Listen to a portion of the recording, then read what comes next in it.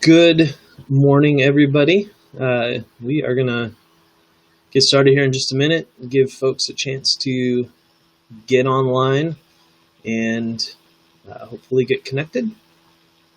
If you are joining us this morning, glad you're with us.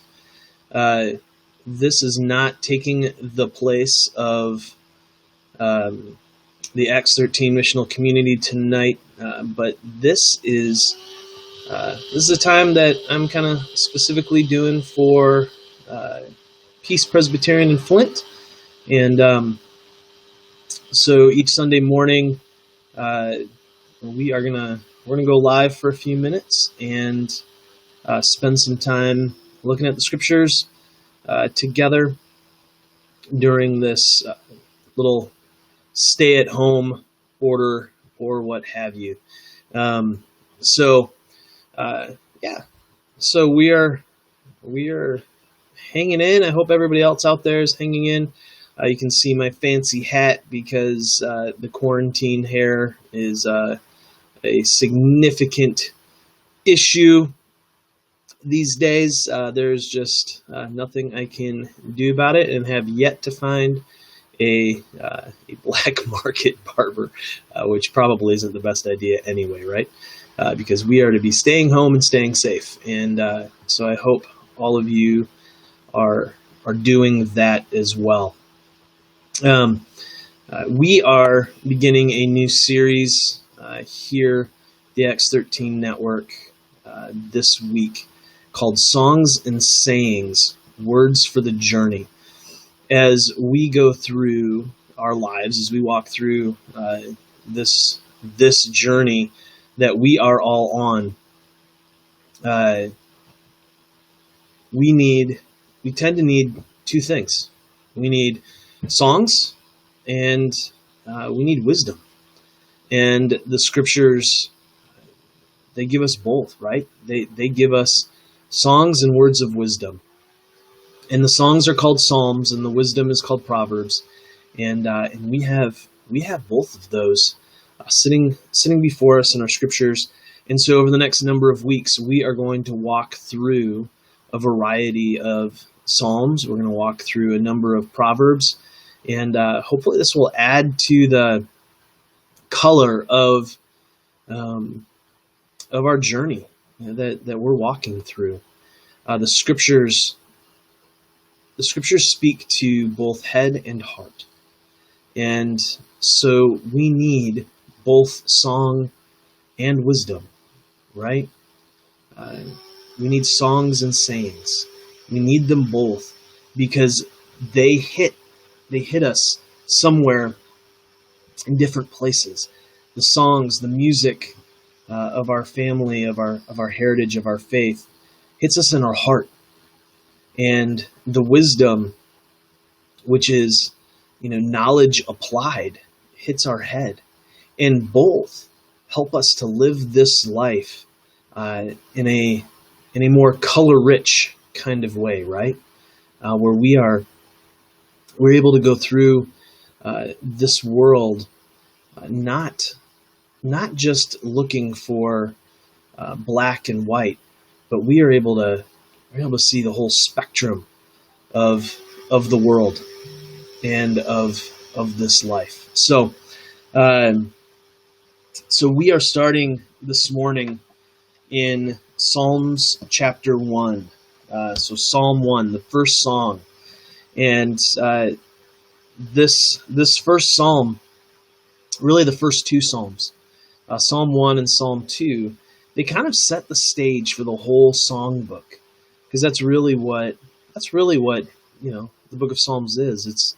It's our family hymnal, basically, right?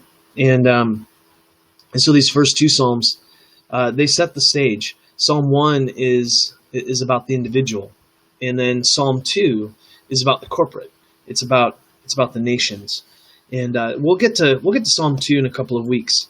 But Psalm 1 goes like this: Blessed is the one who does not walk in step with the wicked, or stand in the way that sinners take, or sit in the company of mockers. but whose delight is in the law of the Lord, and who meditates on his law day and night. That person is like a tree planted by streams of water, which yields its fruit in season, and whose leaf does not wither. Whatever they do prospers. Not so the wicked. They are like chaff in the wind that the wind blows away. Therefore the wicked will not stand in the judgment, nor sinners in the assembly of the righteous. For the Lord watches over the way of the righteous, but the way of the wicked leads to destruction.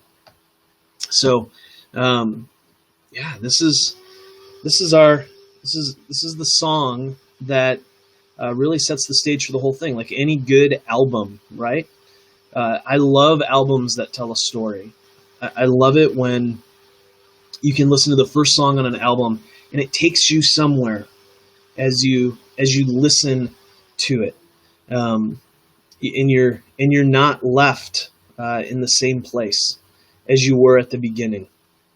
So this psalm sets that stage, and what it does is it points us to two kinds of people, right? And it's separated into two parts.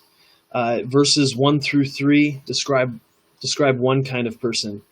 Verses 4 and 5 describe the second kind of person, and verse 6 is kind of the summary here. And it's hard. Working through the Psalms is difficult because they're not like letters. They're not like Paul writing to Romans or the Thessalonians or something along those lines. They're not even like the Gospels. History. That's not what we see here. What we have here is poetry, imagery, metaphor, art. That's what's happening here in Psalm chapter 1.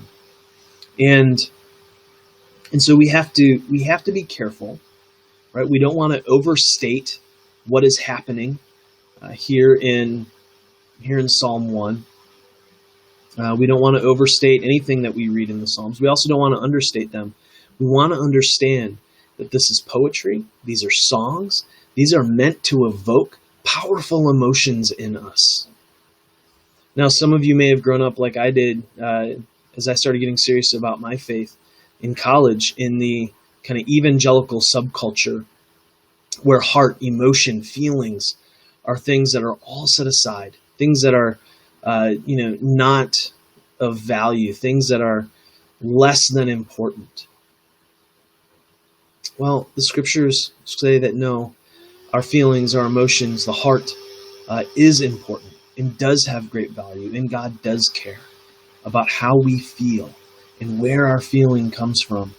And so these psalms, these songs, they evoke those emotions in us. And so Psalm 1, we have two big images. We really have the image of being rooted and the image of being blown away. And so let's take a look at this. First, you have the blessed man, the blessed one. Blessed is the one who does not walk in step with the wicked, or stand in the way that sinners take, or sit in the company of mockers, but whose delight is in the law of the Lord, and who meditates on his law day and night. That person is like a tree planted by streams of water, which yields its fruit in season, and whose leaf does not wither. Whatever they do prospers. This rooted person, this person who is rooted like a tree planted by streams of water, right? It's a tree that is plenty of water, plenty of sun, plenty of what it needs to bear fruit in season, out of season. It never withers, the psalmist says. But what we see is we see a couple of things here about this person. We see some things that they don't do, and we see some things that they do. The first is hey, this is what the rooted person does not do. The person who is rooted in their union with God doesn't do this. They don't walk with the wicked, they don't stand with the sinners, and they don't sit with the mockers. So they have these three things, right? These three images: walk, stand, sit. And you can kind of trace this if you watch any any TV show where you have, bad guys, right? Like generational bad guys. Maybe even think of, something along the lines of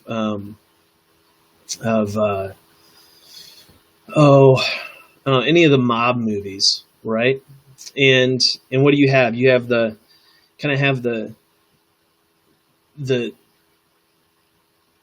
the soldiers who are out there in the gangs, and they are doing the stuff. They're the ones that are walking, right? They're the walking wicked. And then you kind of have that next level up, maybe the right hand man to the Don or the Godfather. He just stands there. He's standing in the presence of the Godfather and is kind of saying, "Hey, let's do this, let's do that." And then you have the Godfather who's sitting and just kind of is mocking the whole justice department, right? All of the cops. He just kind of sits there and mocks, and you can kind of see this progression, and we have this progression, in people's lives. You know those people. You know those people who started their life and they were doing all the bad stuff. And then they kind of slow down a little bit and they kind of direct, they kind of direct things. And then eventually they just sit and scoff. They sit and mock. And so the person who is rooted in union with God doesn't walk, stand, or sit in these ways. No, they're doing something else. They're bringing good fruit into this world, and that good fruit, I think, is most clearly described in Galatians chapter 5. Right, the fruit of the Spirit: love, joy, peace, patience, kindness, goodness, gentleness, self-control. Those kinds of things. This is the good fruit, and it is a fruit that never goes out of season. And this fruit is what is developed in us when we hang in there, when we do something. And what is it that we do? Well, the person who is blessed, the person who is rooted, delights in God's law, meditates on God's law. And the law here can be very easily just understood as God's words to the people. The person who is rooted in their faith, delights in God's words, meditates on God's words, is spending their time thinking, processing, chewing, right? This whole idea of delighting and meditating can be used as another word picture that Eugene Peterson uses. And he talks about how he was sitting one day on his back porch watching his dog gnawing a bone, and just kind of that joyful sound that the dog made. This is kind of the imagery here, this happiness, this joy that comes from turning over God's words in our mind and our heart, and meditating and processing on them, and delighting in God's words. And so the question for us is, if we want to be rooted next to that stream where we have good fruit, what do? We meditate on God's words. We meditate on what it is that God is teaching us and telling us.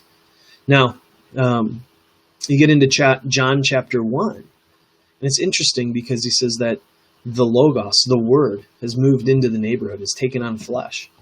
And so while we have the Scriptures and while we have God's Word, the other thing that we have to be aware of is that we need to delight and meditate on living this life well in this world. So it's not just some academic exercise.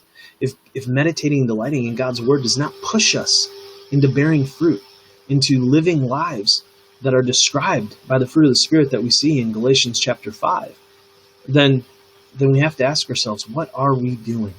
Are we really rooted next to that stream that bears good fruit in every season? And I think what this does is this challenges us. It challenges us to ask this question: do we believe that we can make our own blessing? Do we believe that we can make our own blessing? I think so many people think that that's the case, that somehow, some way, we make our own blessing. But blessing is not something that we make, that we create. No, blessing comes from the Lord watching over us. Look at verse 6, right? For the Lord watches over the way of the righteous. This is where blessing comes from. You don't make it yourself. You receive it. It is grace. Blessing is ultimately grace. It is rooted there. Now, if we're not rooted, what's the other option? The other option, the other kind of person he describes is the wicked, right? It says in verse 4, not so the wicked, they are like chaff, and that the wind blows away. Therefore the wicked will not stand in the judgment, nor sinners in the assembly of the righteous. Chaff, I have these beautiful, I don't know what they're called. I don't know what kind of plant they are because I've got a black thumb, but I've got these beautiful bush flower things on the side of my house, and when they flower, they're like these giant snowballs of flowers, and they are absolutely beautiful, and they're beautiful for a very short time, and then they dry out and they blow away. Chaff. You see, the one who does not delight in the law, does not meditate on God's words, they are like chaff, and the wind blows them away. They're here today, gone tomorrow. Their successes, while they seem amazing in the moment, they're nothing more than a flash in the pan. They simply fade, and soon nobody talks about them anymore. Nobody thinks much about them anymore. And think about these guys from history, right? A lot of people still think about Mother Teresa or Gandhi, Martin Luther King Jr. How many people really talk and think about the Rockefellers? Nobody. They're not. They were rich. They did some good stuff. But their names are not on the tip of our tongue. I don't know if they were good people or bad people, but the point here is that sometimes in this world, what looks like success, wealth, fame, having everything that the world offers, seems like blessing. Whereas you have other people like Mother Teresa or Gandhi who live poor lives, who don't have everything that the world offers, choose to go a different way. Seems like they're not blessed. But in the long run, blessing is theirs because they're the ones that are remembered. They're the ones whose fruit continues to hang in there and shows that everything that they did prospered. So,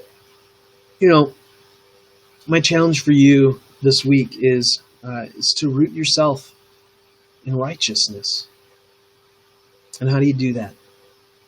Do that by meditating on God's words and doing and living the things that will last a lifetime. And really what that is that's investing in relationships. It's investing your life in people and caring and loving well. All right, next week we will be in Proverbs chapter 1.